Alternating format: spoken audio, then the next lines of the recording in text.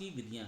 ह्रास की विधियाँ कौन कौन सी हैं? पहली है हमारे पास फिक्स्ड इंस्टॉलमेंट मेथड और स्ट्रेट लाइन मेथड। तो इसमें क्या होता है, under this method depreciation is charged at a fixed rate on original cost throughout the life of the asset. संपत्ति जो है उसका जो जीवन काल है, उस पूरे जीवन काल में संपत्ति के ऊपर डेप्रिसिएशन लगाया जाता है एक ही रेट पर, और किस कीमत के ऊपर? जिसमें वो खरीदी गई हो। यानी कि संपत्ति की जो लागत मूल्य है, संपत्ति का जो लागत मूल्य है, उसके ऊपर एक निश्चित दर से डेप्रिसिएशन लगाया जाता है। कब तक? संपत्ति के पूर्ण जीवन काल तक। यानी कि इसमें क्या होता है, डेप्रिसिएशन जो है हर वर्ष सेम रहता है। मान लो संपत्ति है 1 लाख रुपए की खरीदी है, उसके ऊपर डेप्रिसिएशन जो है वो 10% के रेट से लगाना है। तो 10% के हिसाब से डेप्रिसिएशन लगाओगे तो 1 साल का आ जाएगा 10,000 रुपये। तो हर साल क्या है, डेप्रिसिएशन 10,000 रुपया ही रहेगा। और संपत्ति का जीवन काल कितना होगा? 10 साल, क्योंकि 10 साल बाद संपत्ति का मूल्य जो है वो 0 हो जाएगा। 10,000 10,000 10,000 करके आप ऐसे करके डेप्रिसिएशन लगाते जाओगे तो 10 वर्ष के अंत में संपत्ति जो है वो खत्म हो जाएगी। उसके नेक्स्ट है हमारे पास डिमिनिशिंग बैलेंस मेथड और रिटर्न डाउन वैल्यू। इसमें जो इतने की संपत्ति खरीदी गई है उसके ऊपर क्या किया जाता है, डेप्रिसिएशन लगाया जाता है एक निश्चित दर के ऊपर, और उसके अगले वर्ष क्या होता है, जितना उसका मूल्य रह जाता है उसके ऊपर फिर उसी दर के साथ डेप्रिसिएशन जो है वो लगाया जाता है। यानी कि रिटर्न डाउन वैल्यू मेथड क्या है, रिटर्न डाउन वैल्यू मेथड है कि संपत्ति की जो रिटर्न डाउन वैल्यू होगी उसी के ऊपर आपने डेप्रिसिएशन लगाना है। तो इसमें भी ऐसे समझ लो कि संपत्ति है 1 लाख रुपए की, पहले साल 10% के हिसाब से डेप्रिसिएशन लगाया, वो बन गया 10,000। अब रिटर्न डाउन वैल्यू कितनी आ गई संपत्ति की, वो आ जाएगी 90,000। अब क्या किया जाएगा, 90,000 के ऊपर 10% डेप्रिसिएशन लगाएंगे, वो बना 9,000। उसके अगले वर्ष जो है संपत्ति की रिटर्न डाउन वैल्यू कितनी बन जाएगी, वो बन जाएगी 81,000। यानी कि 90,000 माइनस 9,000। तो इसी प्रकार डेप्रिसिएशन इसमें क्या किया जाएगा, हर साल जितनी उसकी रिटर्न डाउन वैल्यू हो उस पर लगता जाएगा। और इस मेथड में क्या है कि जो संपत्ति का जो है कभी 0 नहीं होता है। ठीक है, फिक्स्ड एसेट, ये जो फिक्स्ड इंस्टॉलमेंट मेथड है इसमें तो क्या हो जाता है कि डेप्रिसिएशन आप लगाओगे, जैसे संपत्ति का जीवन काल खत्म होता है तो संपत्ति का जो मूल्य है वो 0 हो जाता है। लेकिन डिमिनिशिंग बैलेंस मेथड में क्या है, संपत्ति का मूल्य जो है कभी भी 0 नहीं होता है। और ये पॉइंट जो है ये पूछा भी जाता है आपको कॉम्पिटिटिव एग्जाम में कि कौन सा मेथड है जिसमें संपत्ति का मूल्य जो है कभी भी 0 नहीं हो पाता है, तो वो यही वाला मेथड है रिटर्न डाउन वैल्यू मेथड। उसके बाद है रीवैल्यूएशन मेथड। इसमें क्या होता है, इसमें होता है कि कोई छोटी छोटी आइटम्स हैं उनको जोड़कर एक संपत्ति बनती है।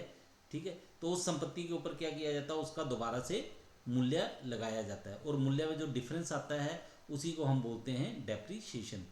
Under this method, asset which is represented by a large number of small items is revalued।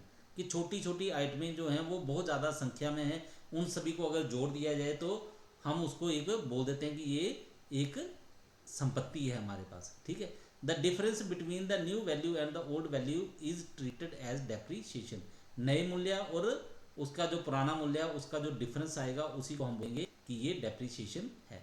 ठीक है, और ये मेथड देखो कब लगाया जाता है, जब कोई संपत्ति जो है छोटे छोटे पार्ट्स में बांटी गई होती है तब। ठीक है, उसके नेक्स्ट है हमारे पास एन्युटी मेथड। इसमें क्या होता है, under this method the total rate by cost of asset and interest rear on at an expected rate. इसमें क्या किया जाता है, संपत्ति की टोटल कॉस्ट पता की जाती है। टोटल कॉस्ट पे कैसे पता की जाती है, सबसे पहले तो देखा जाता है कि संपत्ति की लागत कितनी है, यानी कि संपत्ति की कॉस्ट कितनी है, और उसके बाद अनुमान लगाया जाता है कि इसके ऊपर ब्याज कितना बनेगा। तो वो ब्याज जोड़कर और उसकी लागत है दोनों को जोड़कर जो मूल्य आता है हमारे पास उसको हम बोलते हैं टोटल कॉस्ट।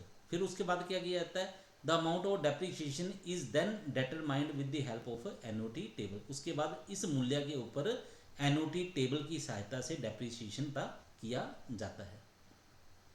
इसके नेक्स्ट है हमारे पास सिंकिंग फंड मेथड। क्या किया जाता है, संपत्ति का पहले एक सिंकिंग फंड टेबल होता है, उसकी सहायता से डेप्रिसिएशन पता कर लिया जाता है, और जितनी अमाउंट डेप्रिसिएशन की होती है उतनी अमाउंट जो है हर साल जितना जितना डेप्रिसिएशन आ रहा है उस डेप्रिसिएशन की अमाउंट को क्या किया जाता है, कहीं पे इन्वेस्ट कर दिया जाता है, उसका निवेश कर दिया जाता है। ठीक है, और जब समय पूरा हो जाता है संपत्ति का तो जितने भी निवेश होते हैं, जितनी भी इन्वेस्टमेंट हैं उन सभी को बेचकर फिर नई संपत्ति जो है दोबारा से खरीद ली जाती है। तो ये क्या है, under this method amount of depreciation is determined with the help of sinking fund table. The amount of depreciation is set aside and then invested. In the last year, all investments are sold and new asset is purchased with that money. उसके next है हमारे पास insurance policy method. तो insurance policy method क्या है, ये बिल्कुल sinking fund method की तरह ही है, लेकिन इसमें क्या होता है, इसमें जितनी अमाउंट बनती है डेप्रिसिएशन की उतनी अमाउंट से क्या किया जाता है, एक इंश्योरेंस पॉलिसी जो है उसको परचेज कर लिया जाता है। और जैसे ही इंश्योरेंस पॉलिसी जो है वो मैच्योर हो जाती है, तो उस मैच्योरिटी के बाद जो अमाउंट मिलती है, जो पैसा मिलेगा इंश्योरेंस पॉलिसी का, उससे क्या किया जाता है, एक नई संपत्ति खरीद ली जाती है। ठीक है, सिंकिंग फंड में क्या किया जाता है, निवेश कर दिया जाता है, लेकिन इंश्योरेंस पॉलिसी मेथड में क्या किया जाता है, इंश्योरेंस पॉलिसी ली जाती है। Under this method the business paid the amount of insurance premium to an insurance company equal to the amount of depreciation every year. After maturity of insurance policy, the amount so realized is utilized to purchase a